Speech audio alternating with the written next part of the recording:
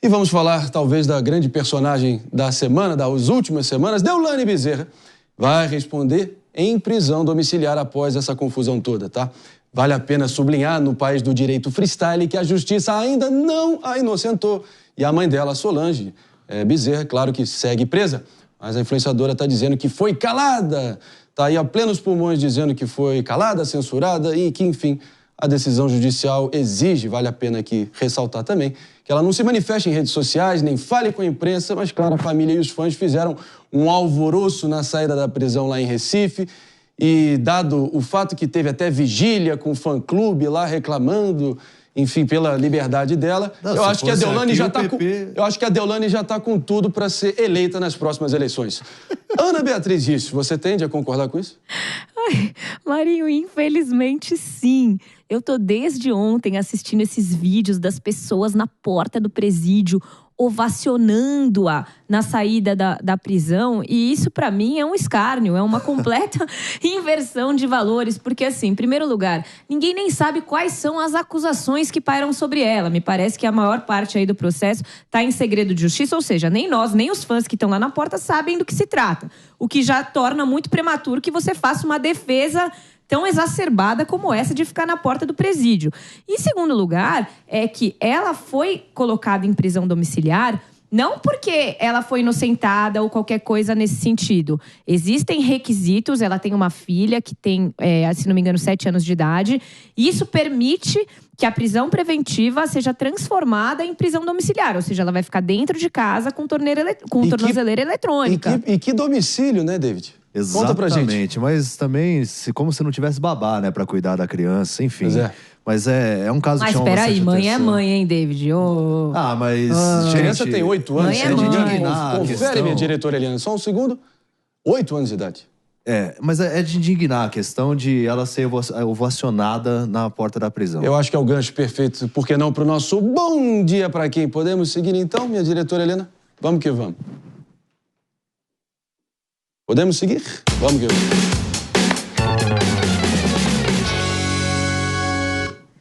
E o nosso bom dia de hoje vai para você que ainda está tentando entender como Deolane Bezerra, presa por lavagem de dinheiro e jogos ilegais, virou uma celebridade intocável para tanta gente. No Brasil, onde o absurdo é rotina, os criminosos ganham fã-clubes e a moralidade é tratada como piada. Mas olha, ao invés de uma queda pública, foi carregada pelos fãs como se fosse uma estrela injustiçada.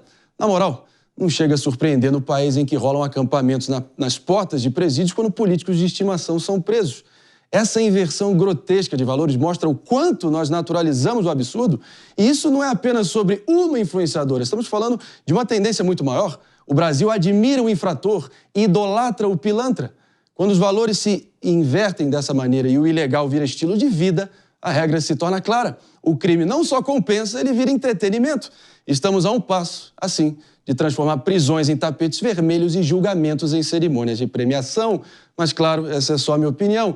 E sabe o que mais me preocupa, meu caro PP? Foi ver que talvez muitos desses membros do fã-clube ali nessa vigília, nesse acampamento, estavam reclamando por não terem recebido ali um tostãozinho furado para justificar a presença deles lá. O que, olha o nível que chegamos. Para mim, seria até melhor que fosse o caso que justificasse a presença deles lá, é que eles estavam sendo pagos. Porque se foi por conta própria e por vontade deles, é o fim da picada. O que você acha?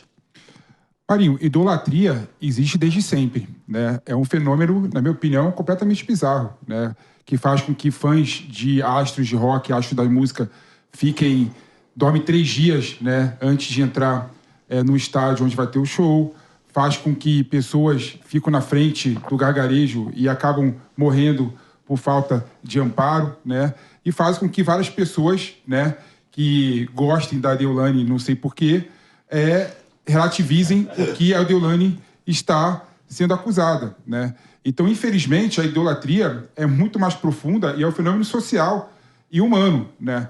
As pessoas veem nos seus ídolos, né, a imagem daquilo que ela quer ser, né? Então, a Deolane ostenta uma riqueza, ostenta um patrimônio, né, que parte da população de Pernambuco, que não tem a mesma sorte, né, vê nela um patamar de lugar em que ela quer estar, né? Aí surgem as bizarrices que aconteceram nesse caso, né? Então eu vejo muito mais como um caso de idolatria, né? Um fenômeno psicológico, sociológico, antropológico, do que qualquer tipo de problema da Deolane e o problema dessas pessoas que Pernambuco é por acaso aí, porque já teve preso em Curitiba que tinha fã-clube na porta igual. Então, isso aí, infelizmente, é um fenômeno brasileiro. Já que o PP mencionou o fator psicológico dessa história toda, eu proponho que nós aqui, que não temos habilitação alguma para poder dar palpite a sério nessa seara, que a gente encarne aqui os famosos psicanalistas de botequim. E eu quero entender aqui a sua visão, Mota, como psicanalista de botequim. O que explica, na sua visão, essas pessoas vendo na Deolane? Eu acho que acaba sendo alguma forma de projeção delas mesmas nessas pessoas, né? De talvez se sentirem injustiçadas, né? Aquela ideia do vale tudo, né? Para se dar bem. O que você acha? Marinho, eu acho que aí tem um fenômeno da celebridade, que é uma coisa muito difícil de explicar. Por que algumas pessoas se tornam celebridade? Se você olhar hoje nas redes sociais, no universo dos games, tem muita gente que se torna celebridade e você não consegue explicar muito bem porque, em alguns casos, você consegue. Olha, é uma pessoa bonita, atraente, traz promessas de riqueza, mas em outros casos não tem muita explicação. A celebridade é um fenômeno que se retroalimenta. Com certeza as pessoas projetam muita coisa em cima da celebridade, talvez almejem um dia conseguir chegar nessa situação. É uma coisa sem muita explicação lógica para mim. É difícil, é difícil. Vou trazer o nosso Mano Ferreira aqui também para dar o seu pitaco nesse sentido. O que você acha? Tem um fenômeno cultural em boa parte do Brasil das chamadas carpideiras. Já ouviu falar das carpideiras? Palavra do dia. As carpideiras são aquelas pessoas que são contratadas para chorar no velório de alguém. Então a pessoa morreu e aí a família deseja engrossar o coro da despedida e paga as carpideiras para que chorem durante o velório e o enterro do seu ente querido. Nesse caso, a gente está falando de uma espécie de carpideira pelo avesso, que no lugar de serem pagos para chorar o enterro, estão sendo pagos para celebrar a saída do presídio. Então, é um fenômeno muito curioso, que eu acho que junta essa questão da celebridade, mas tem uma espécie aí de fã-clube profissional, que está ali na expectativa de receber um trocado por celebrar a soltura da Deolane. Sabe o que eu sinto também? Parece que a gente está assistindo uma série estilo a La Casa de Papel, que você torce pelo bandido. Tem isso. Se dê bem. A figura do vilão na ficção é sempre um sujeito sedutor, né? Meio tridimensional, que gera... Enfim, tem essa sedução natural pelo vilão. Tem documentário livre sobre isso. Mas essa é a vida real, essa é a diferença que eu estou tentando propor aqui. E a prisão domiciliar dela, né? A gente destaca também que ela vai ficar... escolheu como domicílio a região aqui de São Paulo, em Barueri, em Alphaville. A casa dela tem 6 suítes, cinema, estúdio para gravação. Ela não vai poder fazer gravações para as redes sociais, mas é uma bela de uma mansão. A gente estava exibindo ainda há pouco as imagens, né, para quem nos acompanha pela TV.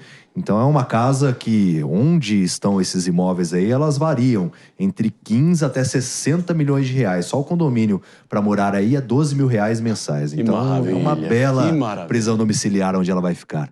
E agora eu queria ouvir o teu pitaco também, Ana Bia, pelo seguinte, né? Acho que essa massa de humilhados que existem no Brasil, talvez buscando alguma válvula de escape para poder extravasar as próprias insatisfações com as suas realidades, acabam venerando e seguindo fielmente, caninamente, essas figuras. O que você acha? André, eu acho que tem 2 pontos que são super importantes aqui para o nosso Papo de Boteco.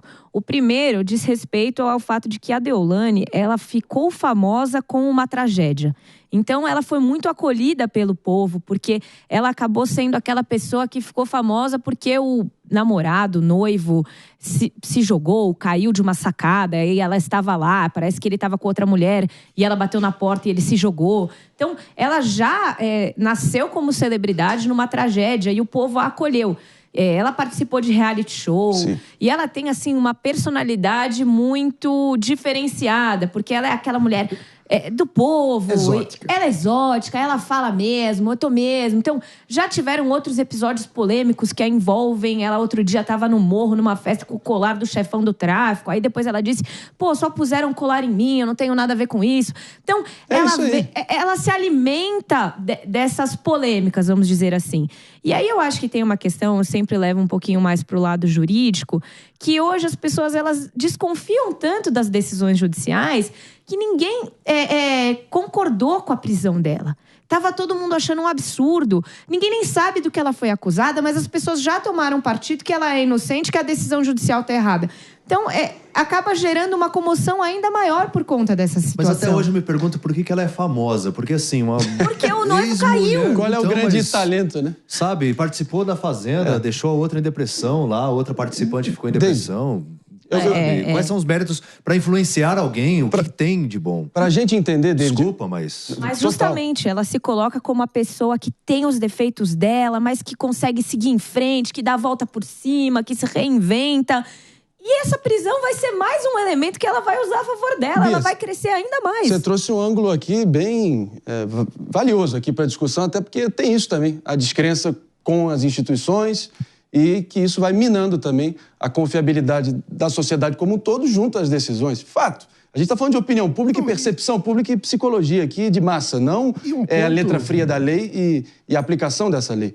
A gente vai trazer... Mano, eu já retorno com você só um momento aqui, porque eu queria também, David, que você trouxesse mais uma informação no sentido da relação dela que foi revelada com o jogo do bicho, porque, pelo visto, teve até um saco de dinheiro envolvido, R$180 mil em notas inclusos dentro desse saco, e também uma caderneta de anotações que está sendo apontada como o estopim, ali o batom na cueca, né, para que essa mega operação tenha sido deflagrada. O que você acha? Exatamente. A gente até trouxe essa informação aqui no Morning, né? E é sempre bom relembrar. A investigação teve como alvo a Deolane porque foi encontrada em uma banca lá em Recife a quantidade de R$180 mil dentro de um saco. Esse saco, para quem nos acompanha pela TV.